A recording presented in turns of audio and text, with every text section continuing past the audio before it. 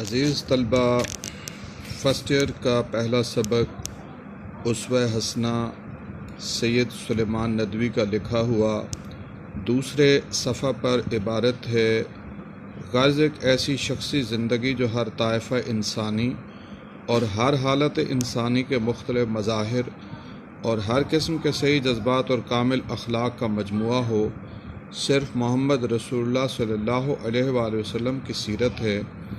اگر دولت مند ہو تو مکے کے تاجر اور بحرین کے خزینہ دار کی تقلید کرو، اگر غریب ہو تو شیب ابی طالب میں محصور اور مدینے کے مہمان کی کیفیت سنو، اگر بادشاہ ہو تو سلطان عرب کا حال پڑھو۔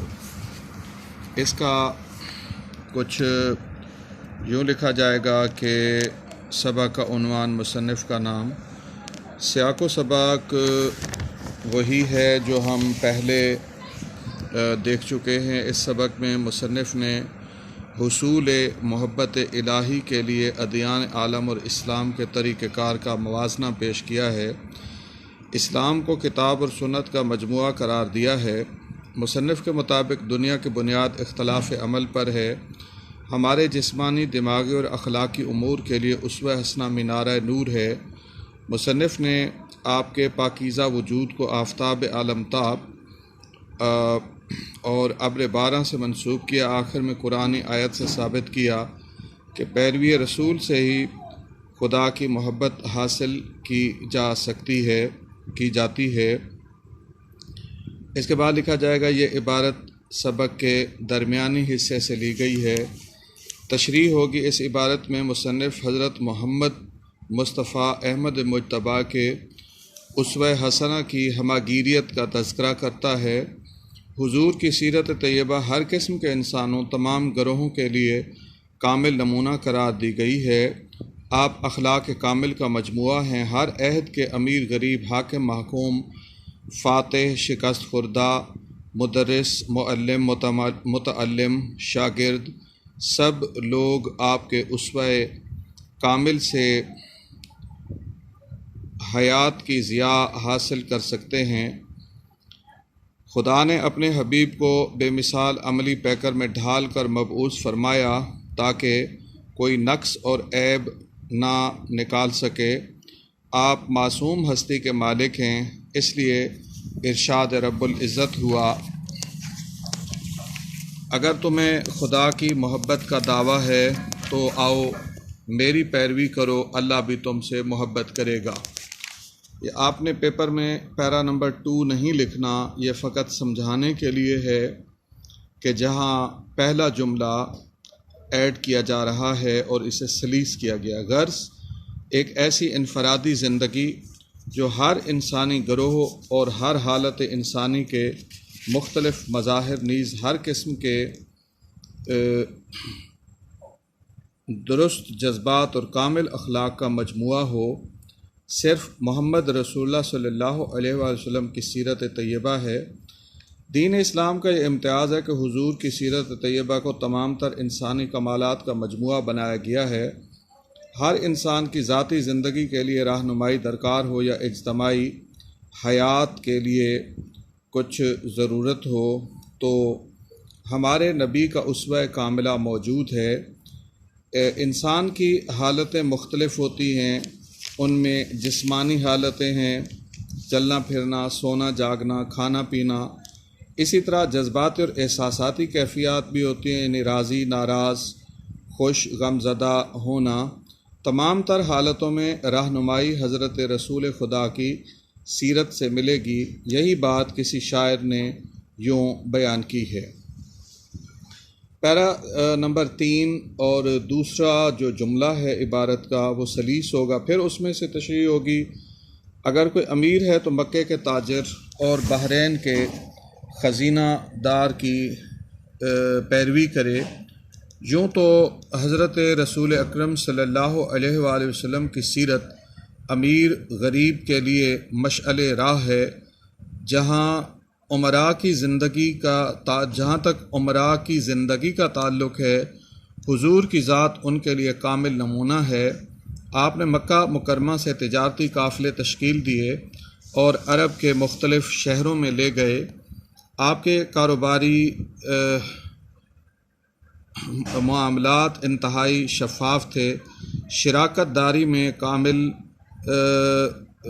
امانت داری تھی۔ جب اسلام کی روشنی بحرین پہنچی تو وہاں سے اموال شرعیہ آنے لگے، تو بہت سا بیت المال میں مال جمع ہونے لگا، اور احکام خدا کے مطابق اس کے مصارف وضع کیے گئے۔ جس کا جو حق تھا وہی عطا کیا گیا۔ آج طبقہ عمرہ حضور کی سیرت کے اس گوشے سے رہنمائی حاصل کر سکتے ہیں۔ فرمان الہی ہے، جس نے رسول اللہ کی پیروی کی اس نے گویا خدا کی پیروی کی یا میری پیروی کی۔ پیرا نمبر 4 میں تیسرا جملہ عبارت سے ہے اور پھر اس کو سلیس اور پھر اس کی تشریح ہے۔ اگر کوئی غریب ہے تو وہ شیب ابی طالب میں پابند نبی رحمت اور مدینے کے مہمان کی کیفیت سنے۔ آج کے فقیر کو فاقہ کشی سے تنگ آ کے انتہائی اقدام کی طرف جانے کی ضرورت نہیں۔ جب سرزمین مکہ میں دین اسلام کی تبلیغ رسالت مآب صلی اللہ علیہ وآلہ وسلم سے پھیلنے لگا تو عرب نے آپ اور آپ پر ایمان لانے والوں کا سماجی مقاطعہ کیا۔ اہل ایمان اور منبع ایمان کو ایک پیالہ نما نشیبی جگہ میں بند کر دیا گیا، جسے شیب ابی طالب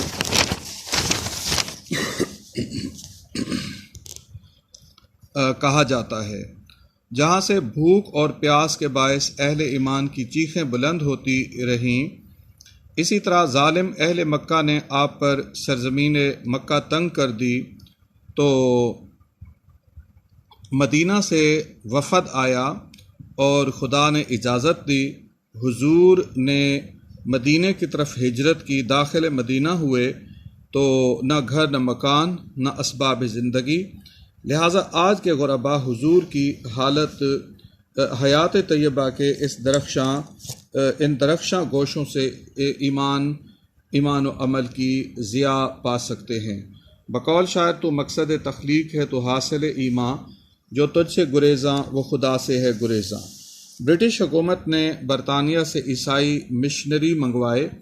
انہوں نے پرچار کیا کہ اس عہد کے انسان کے لیے جو مثالی شخصیت ہے وہ حضرت عیسیٰ علیہ السلام کی ہے۔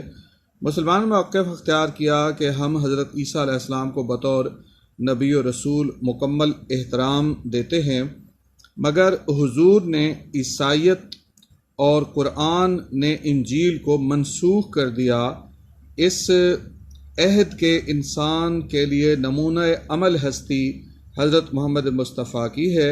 اس سلسلے میں مدراس کے لالی ہال میں یہ لیکچر دیا گیا۔ یہ گفتگو جو تحریر میں ڈھل گئی آج بھی ہمارے لیے مشعل راہ ہے۔ انداز بیاں سادہ، سلیس، مدلل اور جامع ہے۔ میرے طلبہ جانتے ہوں گے کہ یہ میں نے بورڈ پہ لکھوایا تھا، کہیں کہیں بچے نے املا کی غلطیاں کی ہیں، جیسے مدراس کو مدارس لکھا ہوا ہے، اسی طرح کچھ اور بھی ہیں، میں نے گفتگو میں ان کی درستی کر دی ہے۔ تو آخری پیرا ہر ایک اس سبق کے ہر پیرے کے ساتھ بطور حوالہ آ سکتا ہے۔ بہت شکریہ۔